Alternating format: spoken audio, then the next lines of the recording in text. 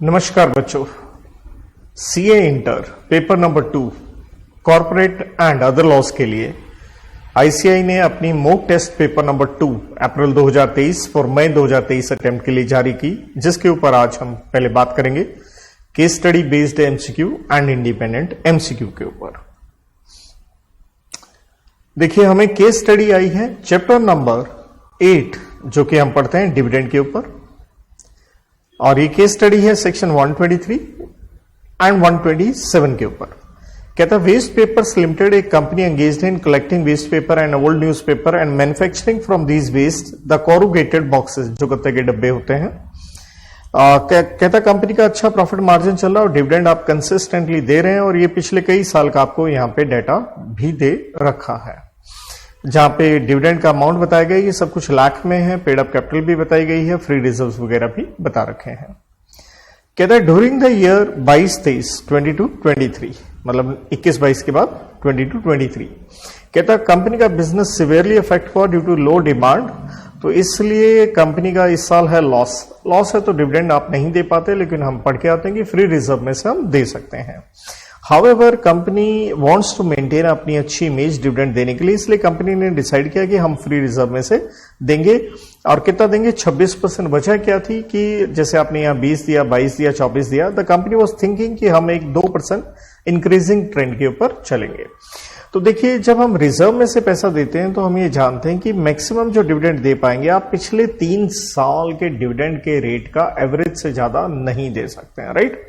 तो that means ये 26% तो दिया नहीं जा सकता। और फिर हम ये भी पढ़ते हैं कि ज्यादा से ज्यादा आप कितना विड्रॉ कर पाएंगे, और बैलेंस जो हमें मेंटेन करना पड़ता है 15% ऑफ कैपिटल। वो 3 लिमिट्स हम इसके अंदर पढ़ के चलते होते हैं। तो कहता है ड्यूरिंग 22-23 सोमेश एक शेयर होल्डर है, उसका कार्डियक अरेस्ट से हार्ट अटैक से डेथ हो गई है। उसके पास 10,000 शेयर्स थे उसके डीमैट अकाउंट में, और in which he has made nomination in favour of son Ramesh applied for transmission of shares, लेकिन हिज सिस्टर संजना ने ऑब्जेक्ट किया और केस फाइल कर दिया कि she is also having a right of property in her father's, right. और matter अभी sub जुडिस है, मतलब कोर्ट का अभी निर्णय नहीं आया। Company has business dealing with Mahesh Kumar, जो कि एक शेयर होल्डर है। कंपनी ने उसे गुड्स 10,000 रुपए के दिए थे, बट वो पैसे नहीं दे रहा। तो क्योंकि ये शेयर होल्डर भी है, तो कंपनी ने क्या किया, while making the payment of dividend, ये 10,000 जो कंपनी ने लेने थे डिडक्ट कर दिए। तो देखिए, एक रिजर्व वाला हमें पैरा दिख गया, एक हमें दिख गया वो नॉमिनेशन के ऊपर डिस्प्यूट हो गया, क्योंकि बहन भाई में कोर्ट में कहां चला गया, केस चला गया। और तीसरा है आपने डिडक्शन कर ली क्योंकि आपने एक लीगल ड्यूज अपने शेयर होल्डर से लेने थे। तो पहला प्रश्न देखते हैं। कहता कंपनी का क्योंकि 22-23 में लॉसेस हैं, can make payment of dividend to the share holders. Option A कहते हैं in case of losses company can't pay dividend, जबकि हम जानते हैं रिजर्व में से आप दे सकते हैं। तो पहला गलत हो गया। कंपनी में pay dividend out of profits of previous year which are free reserve subject to fulfilment of conditions prescribed for declaration of dividend when there is inadequacy of profits. Obviously वो 3 कंडीशन होगी, एक dividend का rate हो गया, एक आप ज्यादा से ज्यादा विड्रॉ जो कि हम 10% की लिमिट पढ़ के आते हैं, और तीसरा बैलेंस जो आपने मेंटेन करना होता है 15% ऑफ पेड अप कैपिटल। तो बी ऑप्शन सीधी सीधी ठीक दिख रही है, बाकी सी भी देख लीजिए। कहता आप डिविडेंड एसेट रिवैल्यूएशन में से दे पाएंगे? नहीं। आप डिविडेंड दे सकते हैं विदाउट एनी रिस्ट्रिक्शन, ये भी गलत है। तो ऑब्वियसली हमारा बेटर ऑप्शन कौन सा गया? Option number B.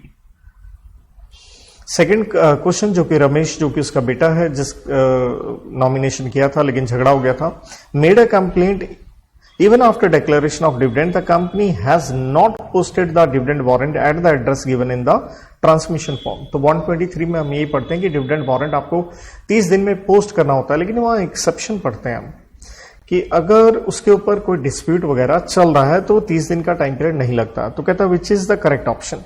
The company is not liable to pay dividend to a deceased person. Dividend तो देना पड़ता है, right? The company is not liable to pay dividend to the legal heirs. ये भी देना पड़ता है। Company should deposit the dividend in the court where the matter is under consideration. The company is not liable where there is a dispute regarding the right to receive the dividend. तो option number यहाँ पे D हमारी बड़ी perfectly लग रही, क्योंकि यही हम 127 में पढ़ के आते हैं।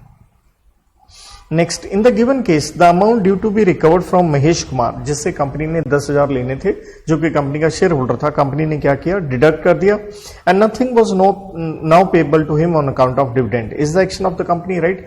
ये भी हम 127 की एक्सेप्शन पढ़ते हैं कि बिल्कुल आप ऐसा कर सकते हैं। तो यहां तो ये नो कह रहा है, तो नो वाला तो देखिए हमारा आंसर बनेगा नहीं। Yes, Mahesh Kumar can take action, वो नहीं ले सकता क्योंकि कंपनी एडजस्ट कर सकती है। The company can adjust any sum due to it from the share holder. तो परफेक्ट यही चीज हम पढ़ के आते हैं 127 की एक्सेप्शन के अंदर। So will go with option number C. D पढ़ने के लिए कोई जरूरत भी नहीं है, बाकी देखना चाहें देख सकते हैं। Company should take into confidence and consent, ऐसा कुछ नहीं होता जिससे पैसे लेने उसकी कोई कंसेंट वगैरह लेनी हो, सीधा सीधा आपका राइट है। The independent MCQs. Which of the following is not mandatorily required to include cash flow statement? देखिए अंडर सेक्शन 2 क्लॉज 40 में हम फाइनेंशियल स्टेटमेंट की डेफिनेशन पढ़ते हैं, जहां कैश फ्लो स्टेटमेंट भी आता है, लेकिन हम कहते हैं ओएसडी को, ओपीसी स्मॉल कंपनी स्टार्टअप अगर प्राइवेट हो तो, एंड गवर्नमेंट कंपनी को कैश फ्लो नहीं चाहिए। तो यहां तो ये पब्लिक कंपनी होगी, इसे तो चाहिए, प्राइवेट कंपनी है लेकिन स्टार्टअप नहीं है तो इसे भी चाहिए। ओपीसी यहां आ गया तो सीधा सीधा आंसर हमें मिल गया, सी है। और डी में तो देखिए कुछ लिमिट्स दे रखी हैं, देखने की जरूरत ही नहीं है, सो ओपीसी। देन कहता बताइए which of the following statement is contrary to the provisions of companies act, मतलब कंपनीज एक्ट के जो खिलाफ है। ये क्वेश्चन है सेक्शन 42 के ऊपर, प्राइवेट प्लेसमेंट के ऊपर। कहता private company can make private placement, ये तो ठीक है क्योंकि क्वेश्चन में क्या पूछा गया, कॉन्ट्रेरी जो ऑपोजिट हो। Company has to pass SR, ये भी पास करना पड़ता है, ये भी ठीक है। मिनिमम ऑफर पर person should have a market value of ₹20,000, ऐसा हम नहीं लेके चलते हैं। A public company can make a private placement of its securities, ये भी कर सकती है। तो कॉन्ट्रेरी ऑप्शन हमें कौन सी यहां नजर आती है, ऑप्शन नंबर सी में हम यहां जाएंगे। Then in case of application for reservation of name, नाम रिजर्व करने के लिए एप्लीकेशन दी है, जहां पे टाइम पीरियड होता है 20 दिन का, और चेंज ऑफ इट्स नेम और नाम चेंज करने के लिए दी है, तो 60 दिन आरओसी रिजर्व करता है। द आरओसी में reserve the name for a period of, अब क्वेश्चन है 2 लेकिन ऑप्शन इंस्टीट्यूट ने 1 दी है, तो हमें 60 दिन वाली यहां ऑप्शन लेनी पड़ेगी, जो कि हम चेंज ऑफ नेम जब करते हैं उसमें रिजर्वेशन का जो टाइम पीरियड होता है। So will go with option number B. तो इसके बाद next question, today's it's May 23, mister Nilanjan Chattopadhyay, a 24-year-old Indian youngsters return back to India. तो मतलब ये हिंदुस्तान के बाहर था। ये क्वेश्चन ओपीसी के ऊपर है, जो कि हम पढ़ते हैं under section 2 clause 62। Read with rule number 3 पे हमें ये दिखेगा। कहते हैं ये जनवरी में जो भी है 2023 में वापस आता है अपनी एजुकेशन कंप्लीट करने के बाद, और ये ओपीसी बनाना चाहता है, but not sure of the requirements as regarding eligibility. उसने कुछ आर्टिकल्स पढ़े हैं, तो अब आपसे पूछा गया है और उसका कंक्लूजन ये निकलता है, OPC can be formed by Indian citizen only. ये तो ठीक है भाई। He can't form OPC because in immediate previous year he was not resident। तो हम कहते हैं रेजिडेंट है या नहीं है, इससे फर्क नहीं पड़ता, तो चूज द करेक्ट ऑप्शन। तो सेकंड में हमें दिक्कत है, तो मैं क्या कहूंगा, second conclusion is invalid. So straight way I will go with the option number D, कि सेकंड वाली में मेरे को यहां पे गड़बड़ है, क्योंकि पहले वाली तो ठीक थी। इसके बाद every company shall pay a penal rate of interest of dash per annum for the overdue period in case of deposit। देखिए डिपॉजिट का पैसा आपने टाइम पे नहीं दिया तो 18% आपको यहां पे ब्याज देना पड़ता है, और ये हम पढ़ के आते हैं obviously rule number 17 of the companies acceptance of deposit rules 2014 में। So will go with option number C यहां पे। नेक्स्ट,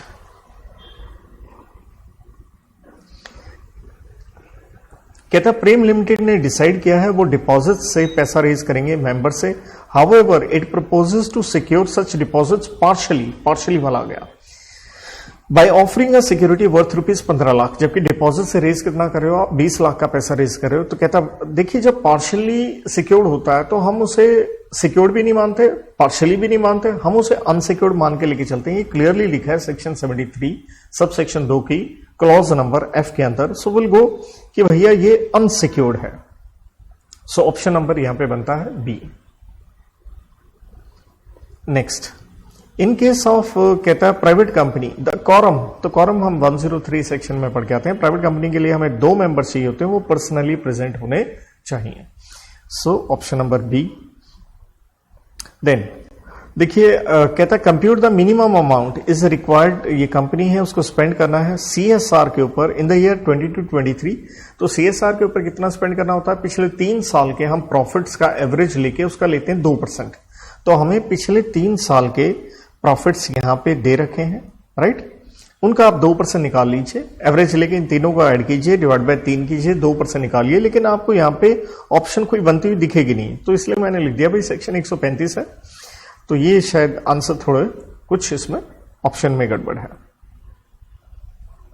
देन कॉन्ट्रैक्ट एक्ट पे क्वेश्चन है 168 सेक्शन पे। यहां पे मैं कहूंगा थोड़ी गड़बड़ है क्वेश्चन, मतलब जो आपने ऑप्शंस इंस्टीट्यूट ने लिख के दी हैं, तो मैं कोशिश करूंगा यहाँ एग्जैक्ट आंसर आपसे शेयर करने की। कहता है प्रेम को एक रेडो वॉच गिरी हुई मिली है, right, on the floor of celebration cafe. Prem ने उसे क्या किया, ट्रू ओनर को ढूंढने का कोशिश किया लेकिन मिला नहीं। प्रेम ने उसे करवा लिया जी ठीक from the showroom bye paying 9500। तो आप क्या बन गए, बेली बन गए, फाइंडर ऑफ लॉस्ट गुड्स हम पढ़ते हैं। आपने उसे रिपेयर करवाया, क्या रिपेयर करवाना जरूरी था, राइट, क्योंकि हम ये पढ़ते हैं 168 में बेली का राइट होता है टू क्लेम एक्सपेंसेस इनकर्ड, कि जितना उसका खर्चा हुआ है वो क्लेम कर सकता है, लेकिन वो खर्चा अगर उसने प्रिजर्वेशन ऑफ गुड्स पे किया। तो ये रिपेयर करवाया है, क्या ये जरूरी था, ये क्लैरिटी नहीं है। तो प्राइमा फेसी तो मैं कहूंगा इसे प्रिजर्वेशन वाली बात तो नहीं लेके चलेंगे। और उसका राइट है क्लेम करने के लिए, और उसके लिए वो गुड्स रख भी सकता है लेकिन केस नहीं कर सकता। लेकिन 168 में ये पढ़ते हैं अगर कोई रिवॉर्ड स्पेसिफिकली डिक्लेयर हुआ है तो वो क्लेम कर सकता है, रिटेन कर सकता है गुड्स, और उसके लिए केस भी कर सकता है। कहता है 9500 का खर्चा किया। अब आगे कहता है 3 days after Prem found the watch he came to know, real owner पता चल गया क्योंकि एडवर्टीजमेंट आया था, stating the loss of the watch in the cafe along with the reward of 10,000 to the finder of the watch. तो 10,000 तो आप पक्का ले ही सकते हो। अब 9500 भी बनता है अगर वो प्रिजर्वेशन पे, लेकिन वर्ड क्या लिखा है, रिपेयर। तो थोड़ा सा मैं कहूंगा यहाँ पे एम्बिग्यूटी मुझे नजर आती है, थोड़ी गड़बड़ मेरे को नजर आती है। अब Prem went to return the watch, Prem ने 15,000 मांगे।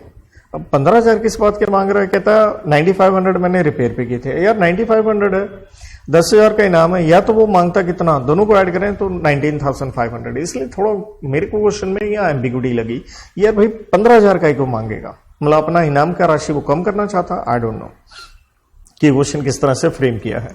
तो आपसे पूछा गया है, अब इंस्टीट्यूट ने अपना आंसर देखिए क्या दिया है। इंस्टीट्यूट का अगर हम आंसर यहाँ पे देखते हैं तो इंस्टीट्यूट ने अपना आंसर यहाँ ए पार्ट दिया है, Prem has a right to claim only the amount spend on repairing the watch. जबकि हम ये देखते हैं कि प्रिजर्वेशन पे आप कर सकते हैं, तो प्रिजर्व करना था तो चलिए मान भी लेते हैं ये रिपेयर करना प्रिजर्व करना था। तो 9500 के साथ भैया 10,000 रिवॉर्ड तो आप पक्का ले ही सकते हो ओनली, तो ये ऑप्शन यहां मेंशन कर देना, आई डोंट बाय।